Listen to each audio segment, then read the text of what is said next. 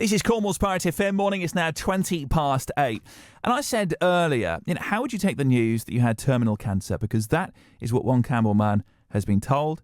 And we're chatting to him now and his family, because I think today is one of those days that, because we know that Cornwall is the greatest place in the world, we can all pull together to reach a fundraising target. Please let me introduce to you Joe, Sciascia, fiancé Natalie, and the little one Lilee-Ella as well. Morning, guys. Good morning. Morning. Morning. She's trying to grab the microphone over there. She's all good. Oh, and it's gone. It's off. We're just trying to fix the studio whilst we're here. Well, look, thank you for coming in. Is it all fixed? Yes. Yeah. All fixed. All right. Joe, you have terminal cancer. Yeah. Got the news. Three weeks ago now. Yeah. A little bit. Don't know. Words obviously fail me. When you get news like that. But the cards have been dealt, so we are staying extremely positive. We've got such a great network. I've got a huge army behind me fighting this. So, we're just staying as positive as we can. We've got this noisy one to look after, So, it's been a crazy couple of weeks. Have they actually said how long you have? They've sort of said if you took 100 people, 50 would make 2 years, 50 wouldn't. It does depend on how I react to the chemotherapy. Little bit of good news, I've got an extra drug that I'm actually able to take. So when I come home from the hospital, I have an extra drug, which I have like a little pump, and that goes through my system for an extra 2 days. So if that works, that could, touch wood, reduce the tumours and give me a little bit extra, but we just don't know. It is one of those. So you started your chemo last week. You had your first session, Yep. didn't you? Because we spoke and you were actually there at the time. Yeah. How are you feeling today? Because I think today's a little bit painful. It's the first time I've had any kind of issues with pain in my bowel, but that's fine. That's going to happen.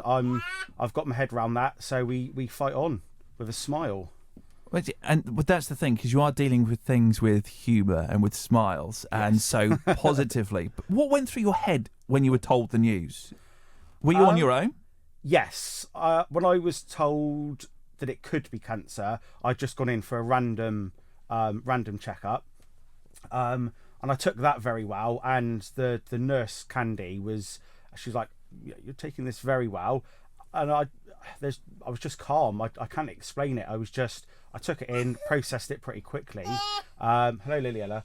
And I just processed it and just moved on. There's not much else you can do, really. There's no point worrying. So you have the chemo. What does that actually do? So that sort of reduces the cancer. Yeah, it's to shrink them. Like I said, it is incurable. So it's basically just trying to manage the actual tumours now. So the best that they can do, from what we've been told, is just to shrink them down. I presume that'll go on for as long as the drugs work, and then it'll get to a stage where they'll say, look, there's no point now. And then you just, ride out the rest of what time you have. So you have a fiancé, you have a young daughter. Natalie, Lilee-Ella, yeah. It's an incredibly tragic situation for everyone, isn't it? Yeah. How did you react when Joe first told you? Do you remember what did he call you, or did he? When he was actually told it was cancer, I was with him and his mum was there as well. We were just told he was going to have an operation to remove the bowel, and then just dropped in that it was terminal. So it was the way we were told. It was really shocking as well. I didn't really process it. I just heard incurable, and that was it. I look at Lilee-Ella sometimes, and my heart just goes, because she's not really gonna have much time with her daddy, and all it is to make memories for him and her together. She is delightful. She's so noisy. So, in terms of what they told you about your diagnosis, could this be the last Christmas you have? Potentially. I'm saying no, because I'm stubborn. I'm gonna fight, not just myself, me and Cornish Joe's army. We're gonna fight this. All it takes though is a couple of the tumours to not react as they should, and he said, you could have less than 12 months. But there's no point worrying about that. I mean, at the minute, I'm, apart from today, pretty much wouldn't know that I was ill. My brain's still semi-working. My personality is still there. So, let's not worry about that, the doom and gloom, until it's doom and gloom time. Let's live for today, make these memories with my family, and stay positive. Well, look, fundraising is a way that we can help, and that's the reason why we wanted to speak with you on the show this morning, because we're going to talk about that next, because there's a number of things which we can do, and one of those is having this conversation here now and chatting about it.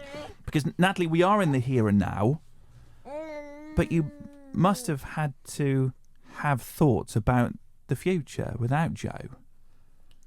That must be a tough thing. I don't want to think about that at the moment. The only ones I've sort of had is when she's going to be old enough to ask me where her dad is. That's what I don't want to have to do.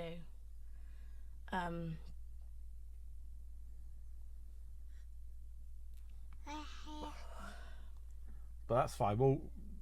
We'll have some. I'm going to get some videos made anyway, so Lilee-Ella will always be able to watch back through the videos and know what I was about and who I am. And obviously I've got a lot of friends that will tell some probably slightly fake stories about me, which are probably quite true actually, but yeah, no, it's all right.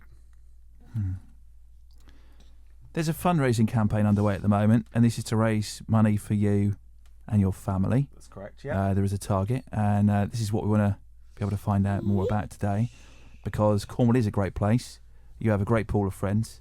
The community is really pulling together, and I think we have all got an opportunity to step up and help you to reach that target. Tell us what that is for. Initially, it was obviously to get married. One of the main things that we wanted to do. We'd always talked about it, but I was a typical guy. Yeah, we'll get married next year. We'll get married the year after. But it was always something that was on our minds to do. And now there isn't any waiting. So, obviously the wedding is definitely going to be part of it. But also as well, it's not just that. There's things that we always said we would do with Lilee-Ella. Take her to Sicily, which is where my granddad was from, where Sciascia comes from. And also to Disneyland in Paris. So yeah, definitely Disneyland, baby.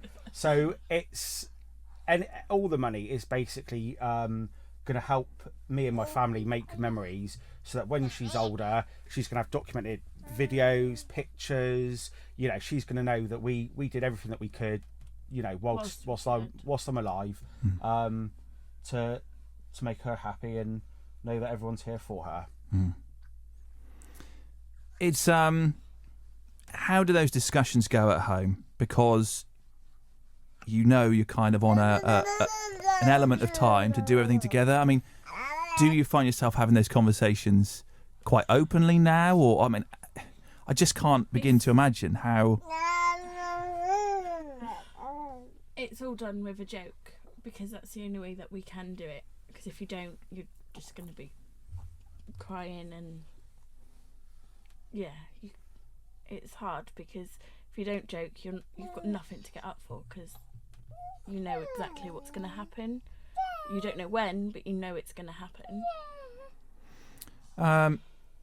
Joe, you're young and you've got so much to live for. It just seems so cruel. You've featured in our news recently. You've been on our Facebook page, of course, because the campaign is underway. But as I said to you, not everyone will have heard a news bulletin, and not everybody will have seen it on Facebook. So this is the opportunity that we've taken to chat to you about this today. There has been a huge, huge response, but we want to try and help you reach that target. So we're chatting now to tell us more about what is going on Facebook. How can we all help here? One of the things you can do is obviously go to my Facebook page, which is Cornish Joe's Army. I've just called it that because I am blessed. I'm not fighting this on my own. The community of Cornwall and beyond are helping me. I've got 100+ people on my shoulder, sending me brilliant messages, keeping my spirits up. Also with the money side, which obviously is helping a lot. So yeah, if they go to the Cornish Joe's Army page, if they wish to donate, that's brilliant. You just click on the contact us button and that'll take you through, just sharing the page. But also as well, it is to, as I go further on, to raise awareness of cancer in young adults, because it is a big thing.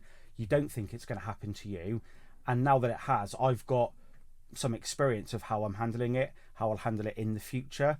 I've got a bit of a diary going, so I can reference back. So again, if anybody has similar news, I hope to God they don't, but it will happen. So if they wanted to contact me, family or friends, to ask how we're getting on, how we're dealing with this situation, I'd be more than happy to speak to somebody to pass on any insights that I've got. Definitely. It takes a great person to be going through what you are, but still to be so open to help others. I just find it pretty incredible. Well, it's not just about me. It's not just me that's got the cancer. As in, there's such a close network that this is affecting. So you have to man up a little bit. It's not just about me and my feelings. There's a lot of other people around me that this is affecting. My mum especially, and obviously Natalie.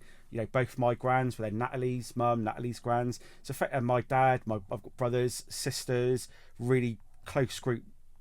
Friends across Camborne, Redruth.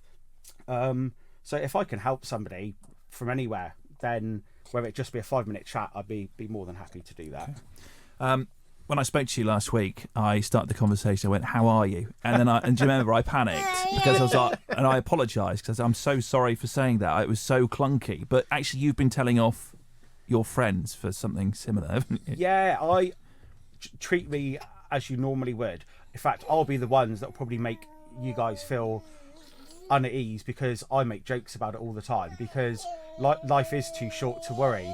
I've always been a bit of a joker, a bit of a prankster, like to have a good time, and that's not gonna stop. I just have to condense it down now into a couple of years. So unfortunately, my friends are gonna get it full barrel. Is that right? And lastly, Joe, you started chemo last week. Yep. And we were chatting on the phone whilst you were there, and there was something that you said to me, because you have terminal cancer, but you've told me you're not going down without a fight. Do you remember saying that? Oh yeah, of course, yeah.